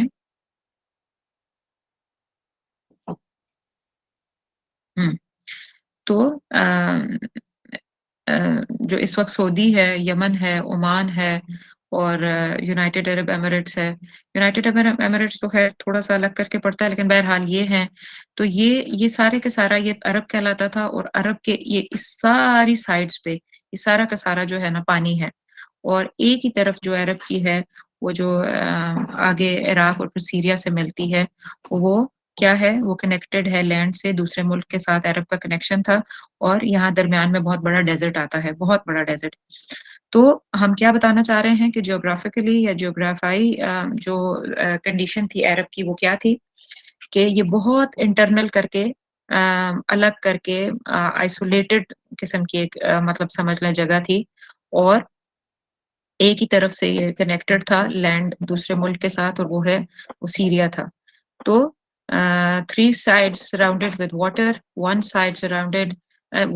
connected with land with another country, and that is Syria. اس کے درمیان میں بہت بڑا ڈیزرٹ آتا تھا، اور اس ڈیزرٹ کو بھی کراس کرنا کوئی آسان بات نہیں تھی، اور یوزلی کم آنا جانا ہوتا تھا. تو جو 2 باتیں ہمیں عرب کے بارے میں یہاں سے پتہ چلتی ہیں، کیونکہ یہ سمجھنے میں پھر ہمیں سائیکی سمجھنے میں آسانی ہوگی کہ عرب کی سائیکالوجی کیا تھی، اور پھر آخر ادھر نبوت سید رسول اللہ صلی اللہ علیہ وسلم کو آخری نبی بنا کے یہاں کیوں بھیجا گیا. تو 2 باتیں جو امیڈیٹ ہمیں پتہ چل رہی ہیں. ایک کیا کہ جو عرب لینڈ تھا یہ بہت ایک قسم کا انٹرنل یا بڑا آئسولیٹڈ تھا، بہت دور کر کے اندر کر کے پینیٹریٹ کیا ہوا تھا، اور آئسولیٹڈ تھا کیونکہ باہر کا کوئی بہت بڑا ان کے اوپر انفلوئنس نہیں تھا، اور الگ تھلگ تھا. اور اسی طریقے سے جو ان کی لینگویج تھی، ان 2 باتوں سے کیونکہ وہ انٹرنل تھا یا آئسولیٹڈ تھا، الگ کر کے بالکل اندر کر کے تھا، تو اس کی وجہ سے پھر اس کا آٹومیٹک جو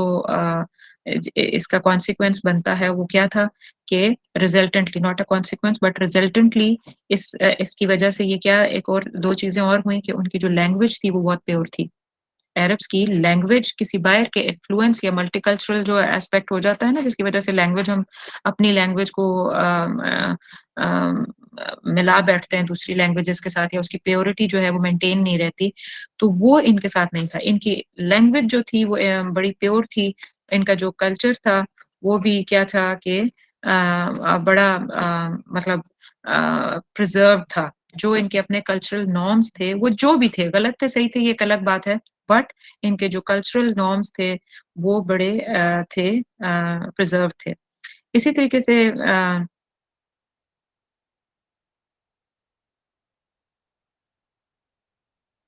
ہاں، تو بس یعنی جس یہ نکلا بات کا کہ ایکسٹرنل کوئی فیکٹر یا انفلوئنس آ کے ایک دم ان کو انفلوئنس نہیں کر لیتا تھا. یعنی یوں سمجھ لینا آج کے دور میں جیسے جو ملک اسٹریٹجیکلی بہت امپورٹنس رکھتے ہیں، تو ان کو جو ہے باہر کے سپر پاورز نے آ کے کالونی بنایا، اسی لیے ہمارا بھی ملک ایک کالونی بن کے رہا. تو کالونیل جو افیکٹ ہوتا ہے وہ پھر آپ کو پتہ ہے کہ کتنا آقا جب آتے ہیں، جب غلام بنا کے چھوڑتے ہیں، تو وہ پھر نسلیں جو ہے نا اس غلامیت غلامی یا غلامی والی ذہنیت کے ساتھ پرورش پاتی ہیں. تو عربس کا جو تھا نا یہ والا ایسپیکٹ نہیں تھا. they were brave chivalrous people اور بہت کسی کا انفلوئنس یا قبول نہیں کرتے تھے. تو یہ والا ایک اب آپ کو ایک دماغ میں ایک کلیئرٹی سے بات رکھنی ہے جس کی اہمیت بہت زیادہ ہے. اسی طریقے سے ایک اور چیز جو ہاں ایک اور چیز جو بہت امپورٹنٹ تھی وہ یہ تھی کہ کیونکہ ان کی لینگویج رچ تھی، کیونکہ ان کے پاس ایکسپوئر اس طرح کا نہیں تھا جیسے دوسرے سویلائزیشنز کا دوسری جگہوں پہ ہوا کرتا تھا، تو یہ لوگ پھر رچ لینگویج کی وجہ سے جو ان کی لٹرل نیونسز تھے یا جو لٹریچر کی جو ڈیپتھ تھی، یا لٹریچر یا پوئٹری لے لیں یا لٹریچر جو لے لیں، وہ اتنی ڈیپ اور اتنی اس کا جو ڈیپتھ تھی وہ بہت زیادہ تھی. تو very deep culture and language دونوں چیزیں، اور لٹریچر بھی ان کا بہت ڈیپ ہوتا تھا. اور یہ تو ہمیں پتہ ہی ہے کہ عربs کا کہ وہ میموری کے ساتھ کام لیتے تھے، پڑھے لکھے کم لوگ ہوتے تھے ان میں، اور اپنی میموری سے ہر چیز کو یاد رکھنا، اور یہ اپنی میموری کے خلاف، اپنی عزت اور اکرام کے خلاف سمجھتے تھے کہ کبھی ان کو کوئی لکھنے کو کہہ دے کہ اتنے ہزاروں شعر یا ہزاروں چیزیں وہ یاد رکھتے تھے۔ تو یہ ایک ایسپیکٹ ہو گیا جو میں نے بتایا ابھی تک، اور ایک دوسری چیز جو اس کے تھوڑا سا ڈفرنٹ جاتی ہے کہ، اور وہ کیا ہے، ایک بالکل ڈفرنٹ ایسپیکٹ ہے وہ اس کا کہ جو سائڈ ان کی سی کو لگتی تھی، یعنی 3 سائڈز آپ کو پتہ ہے نا، بتایا پہلے کہ یہ پیننسولا تھا، تو جو سائڈ ان کی سی کی طرف لگتی تھی، تو اب اس ادھر سے ان کا ایکسٹرنل ایکسپوجر بھی کسی نہ کسی درجے تک تھا، اور یہاں سے بہت سارے کی روٹس یہاں سے ہو کے گزرتے تھے، یعنی اسٹریٹجک وے میں جو ان کے پورٹس والی جگہیں تھیں وہ امپورٹنٹ تھیں، اہم تھیں، لیکن بہرحال لوگ بہت اندر تک نہیں آتے تھے۔ تو ان کا ایک ہی چیز جو امپورٹنٹ تھی، اور وہ کیا تھی کہ جو ان کا ٹریڈ اینڈ اکانومی تھی وہ ان کو باہر اٹھا کے لے کے جاتی تھی۔ تو باقاعدہ کیراوانز، قافلے ان کے باہر جاتے تھے، وہاں سے لے کے آتے تھے، باہر کے قافلے بھی آتے تھے، کیونکہ ڈیفینیٹلی پتا تھا کہ ایک اندر آئسولیٹڈ سی جگہ ہے جہاں پہ ہمیں جا کے ہمارا چیزیں ٹریڈ ہو سکتی ہے، بک سکتی ہیں۔ تو باہر سے بھی قافلے آیا کرتے تھے اور اندر سے بھی قافلے باہر لے کے جایا کرتے تھے۔ تو یہ ایک ایسپیکٹ ہے جو ٹریڈ اینڈ اکانومی کا، ہمیں ان کے بارے میں پتہ ہونا چاہیے، لیکن یہ ان کا آنا جانا اتنا زیادہ نہیں تھا کہ وہ ان کی لینگویج پہ یا ان کے لٹریچر پہ یا ان کی کلچر پہ انفلوئنس ڈالتا۔ تو یہ ایک ایسپیکٹ ہے جس کو آپ کو ذہن میں رکھنا ہوگا ان کی جیوگرافی کو لے کے، عربس کی جیوگرافی کو لے کے، کیونکہ سیدنا رسول اللہ صلی اللہ علیہ وسلم کی زندگی کا یہ ایک اہم پوائنٹ رہے گا جب ہم دیکھیں گے کہ جب انہوں نے بھی ٹریڈ کیا تو انہوں نے باہر کی طرف سفر کیا تھا ٹورڈ سیریا اور مختلف جگہوں پہ۔ اس کے بعد ہم تھوڑا سا سیاسی حالات دیکھ لیتے ہیں، پولیٹیکل سچویشن جو تھی، یہ 2-3 جو ارد گرد کے ملک تھے ان کے ساتھ کیا ریلیشنز تھے عربس کے، اور کیا کیا تھا، اس کو تھوڑا سا چیک کر لیتے ہیں تاکہ ہمیں بہر صورت سیرہ سمجھنے میں آسانی ہو جائے۔ تو پولیٹیکل سرکمسٹانسز جو تھے نا،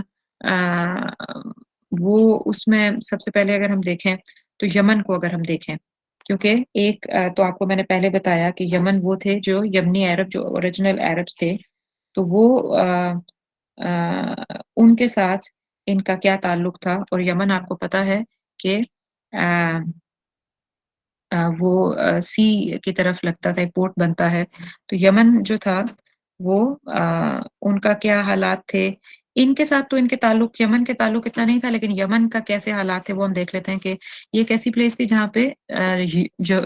جوڈائزم یا یہودی جو تھے وہ ان کے روٹس پورے کے پورے موجود تھے، یعنی یہودی یمن کے اندر اپنی تمام اوریجنل روٹس کے ساتھ وہاں پہ تھے، موجود تھے، اور ہنڈریڈز آف ایئرز سے یہود و نصارہ جو تھے وہ یمن کے اندر فائٹس ان کی چلتی تھیں۔ کیسے فائٹ، یعنی یمن کے اندر یہود اور نصارہ دونوں موجود تھے، یعنی جیوز اینڈ کرسچنز، اور جوڈائزم کے جو روٹس ہیں یعنی وہ زیادہ روٹڈ تھے وہاں پہ، ڈیپلی روٹڈ تھے یمن کے اندر۔ تو لیکن ساتھ میں یہ ہوتا تھا کہ اکثر ان دونوں کی فائٹس چلتی رہتی تھی وہاں پہ، دیٹ از یمن کے اندر۔ اور فائٹ ہوتی کیوں تھی؟ کنگڈم کے لیے، وہاں پہ مونارک تھا، کنگڈم تھی، اور وہ لوگ فائٹ کرتے تھے کہ کسی ایک کے پاس، یا ہم یہودی کے اپنے لیے فائٹ کرتے تھے کہ ہمارے پاس آ جائے، and Jews they used to fight for their selves کہ ہمارے پاس آ جائے۔ تو یمن جو ہے وہ جب جو یمن کے ساتھ ایبیسینیا بھی لگتا ہے، آپ کو پتا ہے، وہ بیسیکلی جو ہے وہ کرسچن بیسڈ امپائر تھی۔ تو بہرحال ایبیسینیا اور یمن بس ان کا آپس میں یہ جھڑپ موجود رہتی تھی کہ کبھی ایک کا اپر ہینڈ اور کبھی دوسرے کا اپر ہینڈ رہتا تھا۔ تو یہ اور آپ کو پتا ہے کہ بعد میں اسپیشلی جب رسول اللہ صلی اللہ علیہ وسلم کی پیدائش سے بالکل پہلے جب ابراہا کا واقعہ ہوا تھا، تو جو ابراہا تھا وہ یمن کا کیا تھا، وہ کرسچن تھا، تو اس وقت یعنی آپ صلی اللہ علیہ وسلم کی پیدائش سے پہلے کچھ ٹائم پہلے یمن جو ہے وہ کرسچنس کے پاس آ گیا تھا، اور یہ سٹوری ہم انشاءاللہ آگے تھوڑا ڈیٹیل سے دیکھیں گے 2 ایک لیسنز کے بعد کہ ابراہہ کی کیا سٹوری تھی۔ اس کے بعد جو ہے وہ رسول اللہ صلی اللہ علیہ وسلم کی پیدائش کے بالکل 1 سال پہلے جو ہیں وہ ایسا ہوا کہ پرژیا جو تھا، پرژیا اس کے انفلوئنس کے انڈر بھی آیا ہے یمن، اور جو پرژیا تھا وہ یمن کے اندر رہنے والے جو کچھ مشرکین تھے، پرژیا ان کو بیک اپ کرتا تھا، ان کو سپورٹ کرتا تھا۔ تو آپ صلی اللہ علیہ وسلم کے سے کچھ ٹائم پہلے، یعنی آپ صلی اللہ علیہ وسلم کو جب نبوت ملی اس سے کچھ ٹائم پہلے یمن کا جو ایک بادشاہ تھا وہ بدھان اس کا نام تھا، اور وہ جو تھا وہ مشرک تھا، اور یہ پرشیا کے انفلوئنس کے تحت مشرکین کو بھی یعنی یہاں پہ کیا ملی ہے، کچھ تھوڑا سا پاور ملی کچھ ٹائم کے لیے، اور یہ وہی بادشاہ ہے بدھان پرشیا کا کہ جو آپ صلی اللہ علیہ وسلم کی میسج دینے پہ یا اسلام کی دعوت دینے کے اوپر وہ اسلام قبول کر لیا تھا، اور یوں اسلام جو تھا یمن کے اندر اس بدھان بادشاہ کے مسلمان ہونے کے بعد رسول اللہ صلی اللہ علیہ وسلم کی زندگی میں ہی یمن سارا کا سارا جو تھا majority of the Yemen they turn اپنے بادشاہ کو فالو کرتے ہوئے مسلمان ہو گئے تھے۔ تو اور حضرت سیدنا رسول اللہ صلی اللہ علیہ وسلم نے حضرت معاذ بن جبل اور علی بن طالب کو بھیجا تھا یمن کے لوگوں کو اسلام سکھانے کے لیے۔ اس کے بعد جو ایک چیز اور تھوڑا سا مجھے پتا ہے کہ میں فیکچوئل ہو رہی ہوں اور میری ٹوٹل انڈرسٹینڈنگ ہے، لیکن مجھے پتا ہے کہ میں یہ ڈیٹا کیوں دے رہی ہوں اور اس کا کتنی امپورٹنس ہوگی بعد میں، تو تھوڑا سا stay with me for like 10 more minutes and انشاءاللہ وی آر فنشنگ۔ کہ اس کے بعد جو نیکسٹ کنٹری ہے جس کو ہم دیکھیں گے وہ ہے عراق۔ ایرا کہتے تھے اس کو، HIRA ہیرا یا ایرا، تو ماڈرن ڈیز میں جو عراق ہے یا اس کا کچھ پارٹ جو ہے وہ ایرا کہلاتا تھا۔ In this area there was a Persian influence, یہاں پہ جو ہے وہ پرشیا کا انفلوئنس تھا، اور throughout the life of محمد صلی اللہ علیہ وسلم یہ پرشیا کے انفلوئنس کے انڈر رہا یہ عراق، اور اس عراق کا جو اسلام انہوں نے قبول کیا تھا حضرت عمر بن خطاب رضی اللہ تعالیٰ عنہ کے وقت میں، اور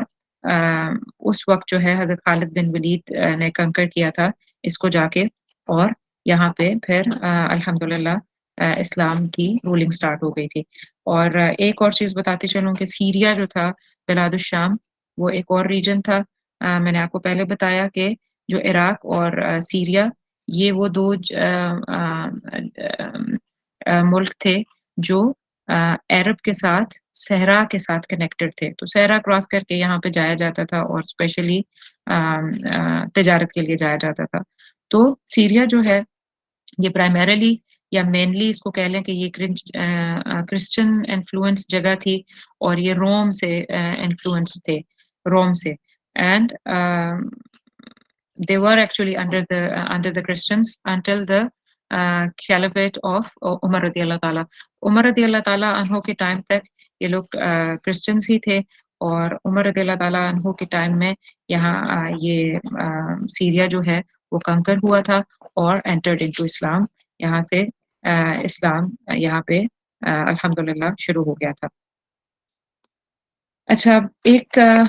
آخری چیز بتاتی ہوں اور پھر ہم لوگ ختم کرتے ہیں، اور وہ کیا ہے کہ جو آخری میں نے آپ کو پوائنٹ بتایا بھی تھا کہ سوسائٹی کا جو اسٹرکچر تھا،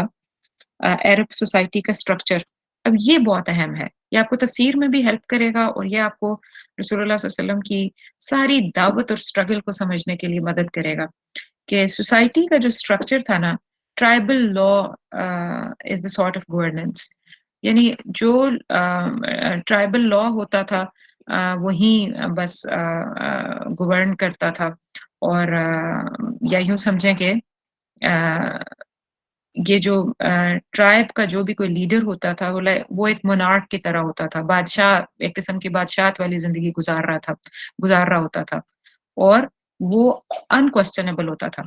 اس کی کوئی بات بھی لکھی ہوئی جب وہ ایک دفعہ بیٹھ کے ڈیسائیڈ ہو جاتا تھا کہ کون ٹرائب کا لیڈر ہے یا کون جو ہے وہ ٹرائب کو لیڈ کرے گا،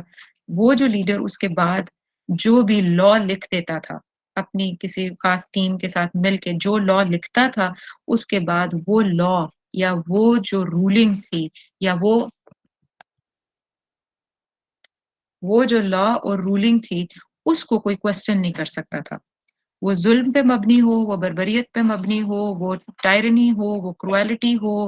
وہ لوگوں کے حقوق کی پامالی ہو، جو بھی کچھ وہ لکھ دے، nobody can challenge him, nobody can question کہ کیوں ایسا آپ نے کیوں کیا. تو اور پھر ایک اور چیز یہ بھی ہوتی تھی کہ if you are rich and you are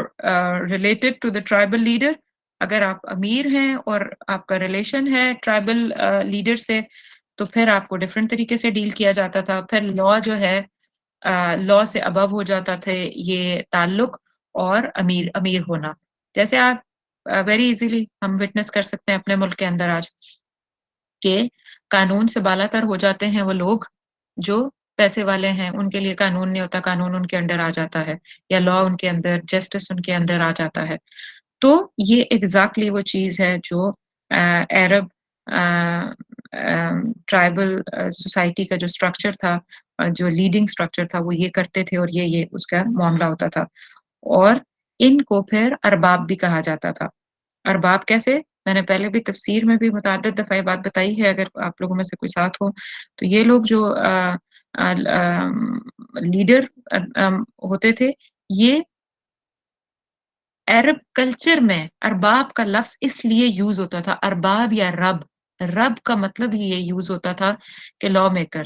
کہ who is making a law of the society, how are we going to live, ہم کیسے کریں گے، ہمارے کیا قانون و ضابطہ وہاں زندگی کا کیا چلے گا، کیا ریگولیشنز ہوں گے، وہ جو ہے وہ یہ بناتے تھے. ایلیٹ کلاس یا لیڈر بناتا تھا، اور جو لیڈر ہوتا تھا اس کو رب یا متعدد لیڈرز کو ارباب کہا جاتا تھا کہ اب انہی کی چلے گی، دوسرا کوئی اپنی مرضی نہیں کر سکتا.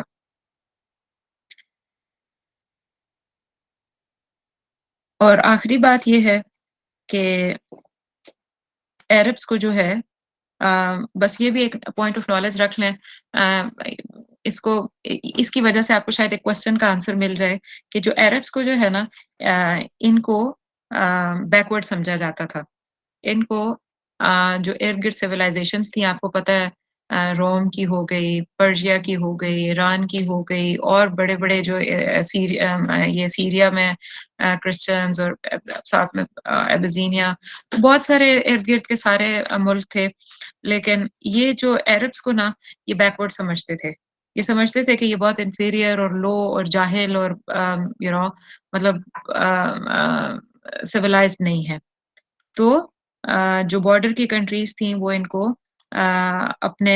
قریب نہیں لگنے دیتے تھے اور انہیں کوئی لفٹ نہیں کراتے تھے، اور نہ ہی یہ ان کے لیے کسی بھی درجے پہ کوئی اہمیت رکھتے تھے. عرب ایز اے نیشن ان کے لیے کہیں قطعی طور پہ امپورٹنس نہیں تھی، اور تھریٹ تو یہ کبھی تھے ہی نہیں ان کے لیے، اس لیے کہ انہیں پتا تھا کہ یہ تو اندر ڈیپ پینیٹریٹ ہوئے ہوئے ہیں ارد گرد، یہ ہمیں اپروچ کر ہی نہیں سکتے. تو تھریٹ بھی انہیں کبھی نہیں لگا بڑی سیولائزیشنز کو ان سے. تو بہرحال یہ وہ چند چیزیں ہیں جو میں آج کے کلاس میں آپ کے سامنے رکھنا چاہتی تھی. آئی نو اگین میں کہوں گی کہ تھوڑا سا ڈیٹا اور تھوڑا سا فیکچوئل بیسڈ ڈیٹا تھا یہ، لیکن یہ اہم ہے آپ صلی اللہ علیہ وسلم کی زندگی کو سمجھنے کے لیے. اور انشاءاللہ العزیز اگلی بار ہم لوگ سوشل لائف، میں نے شروع میں بتا دیا تھا کہ سوشل لائف آف عربس کو دیکھیں گے، جس میں ہم moral, ethical and culture of Arab کو تھوڑا سا اور غور سے دیکھیں گے. ان کی پازیٹیو کوالٹیز کیا تھیں اور ان کی نیگیٹو کوالٹیز، نیگیٹو کیریکٹرسٹکس ان کے کیا تھے، وہ بھی ہم دیکھیں گے. اور اکنامک سچویشن ان کی کیسی تھی اور کلچرل ٹریڈیشنز کیسے تھے، اس کے اوپر بات ہوگی. اور فائنلی جو ہمارا مین پوائنٹ رہے گا اگلی کلاس میں انشاءاللہ عزیز، وہ ہے pre Islamic society, religion of Arab in pre Islamic times. تو ریلیجن میں کیا کیا ریلیجنز وہاں پہ تھے، یہ ہم لوگ اگلی دفعہ دیکھیں گے. اور اس کے بعد پھر ہم لوگ مونوتھیزم کی طرف اس سے نیکسٹ کلاس میں چلے جائیں گے. تو جزاکم اللہ خیر واحسن الجزاء. یہاں پہ ہم روکتے ہیں. سبحان ربک رب العزت عما یصفون وسلام علی المرسلین والحمد للہ رب العالمین. اگر آپ لوگوں میں سے کوئی کچھ ایڈ کر